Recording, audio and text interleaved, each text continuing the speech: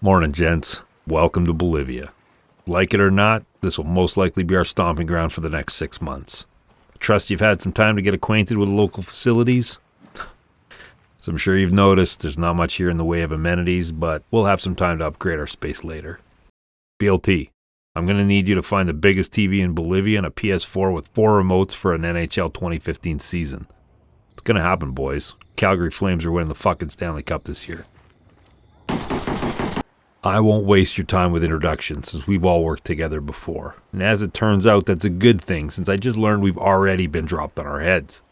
As I mentioned when I first reached out to you, our entire scope was developing and delivering training for a new quick reaction force and hostage rescue team with UTARC. Well, turns out I was wrong again. That program has been suspended indefinitely since half the UTARC guys we were here to train were recently murdered by Santa Blanca cartel Sicarios, and the other half are either on the run or unaccounted for. So before we move on, given that there's been a substantial change in our mission parameters, not to mention the nature of this relatively new Rainbow concept team, I don't need to remind you this was an assignment you volunteered for with specific operational conditions, and none of you are obligated to stay the course given the recent developments. If you choose to stay, we're full steam ahead into shitballs central with our mouths open and no mouthwash. Hotmail, this means your hair's probably going to get messed up, so last chance. Alright then, I had to check. Let's dig in. Pretty sure you know Karen Bowman and Andra Clark will be our company liaisons. Andy's our primary. Karen's working up a crew of ghosts led by Nomad, but she'll share anything they dig up. Our new function at this point is the QRF snatch team. Ghost will be the scalpel, we'll be the rusty scissors soaked in muskox piss. Andy and Karen will be working on developing the bigger picture while we're here. They've got a mountain of dope built up and a number of the local personalities in place, so we'll work through that when time allows. But right now, we're a point-and-shoot asset. They tell us who to kill or what to destroy. We'll build the plan and make it so by whatever means necessary, practical or impractical. We can build up the profile. We decide how to execute. No interference. All they want from us is a mission complete, no questions asked. BLT, I think your old boss Pete Blaber would call this an operational sweet spot, and I plan on taking full advantage of it while it lasts.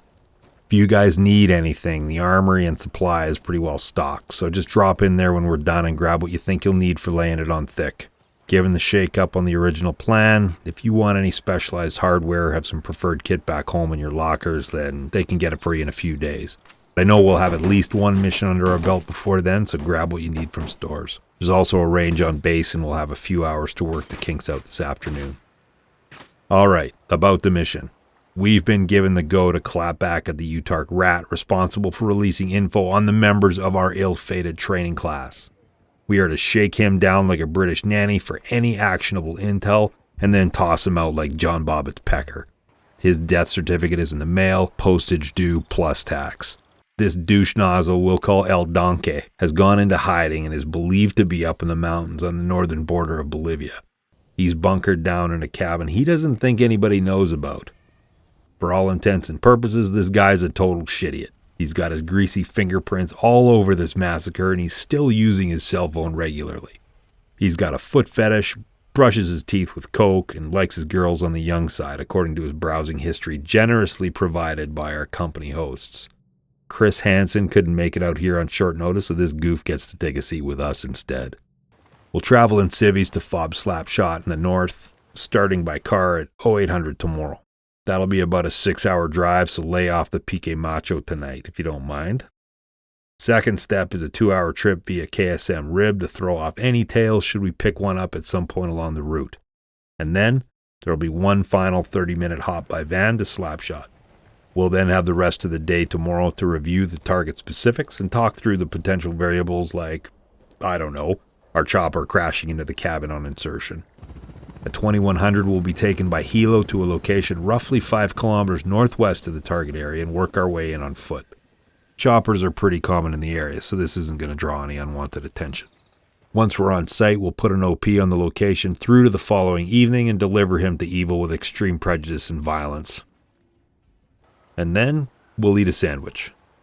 We're expecting he'll have some sort of close protection detail, but nothing a little violence of action can't handle. Extract will be before dawn at roughly 0430, so we've got about a 6-hour window to work with. Whatever we bring in, we bring out. Any questions? All right, perfect. With the way things are changing, I don't know anything anymore anyway. Boys, common sense is the rule of the day. If you need anything, let me know and I'll do my best. Otherwise, see you on the other side.